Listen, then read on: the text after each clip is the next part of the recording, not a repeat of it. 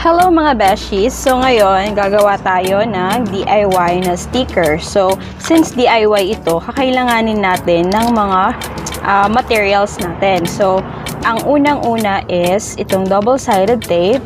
Tapos, kailangan natin ng tape, watercolor tape, and also gunting. And then, itong mga colored ball pens, tapos itong mga glittered pens. Ayan. So, meron tayong dalawang option paano gawin ang DIY stickers natin. Ang unang option natin is magpiprint kayo nito.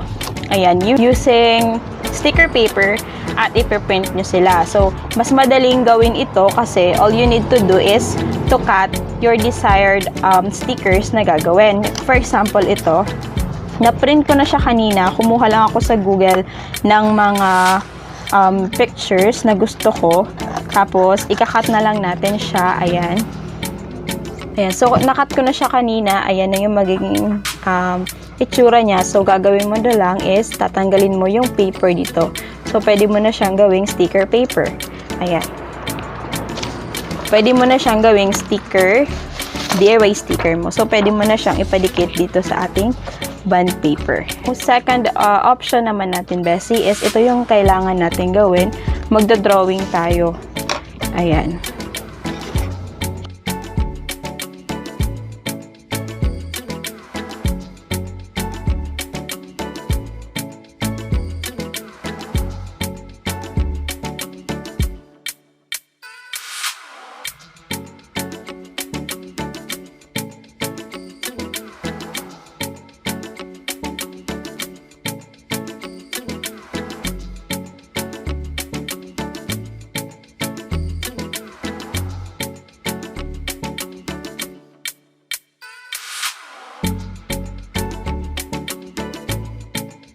At ang next naman, Bessie, pagkatapos natin mag-drawing is kukulayan natin sila.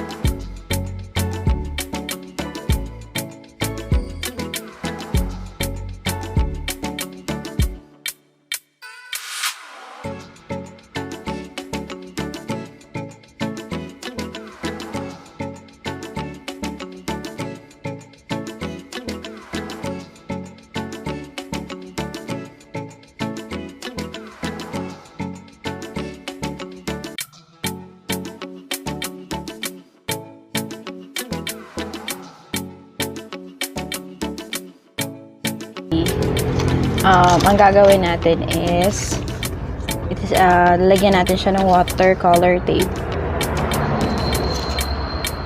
Ang reason kung bakit natin lalagyan ng watercolor tape ang ating DIY sticker kasi para maging glossy siya and at the same time para hindi madaling masira or hindi agad kumupas yung color ng ating sticker. And after that, nanggalin natin yung mga excess na watercolor tape sa gilid. At pagkatapos niyan, ikakat na natin siya isa-isa. Tapos, Bessie, yung pagkat natin is may space siya from sa drawing natin. Lalagyan natin siya ng space.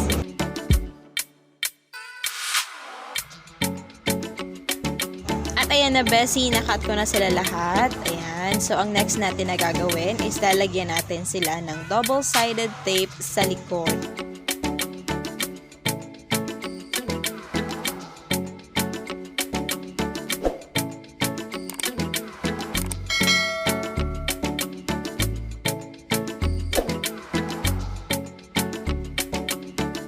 At ang last step, Bessie, is ilalagay na natin sila sa gagawin nating card. Yay!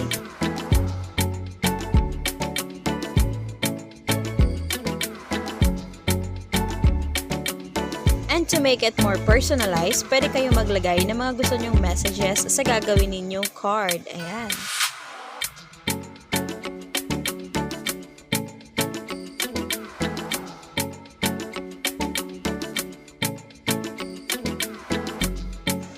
Ayan. So, kung gusto nyo pang mag-add ng mga DIY stickers, pwedeng-pwede, Bessie. Ayan.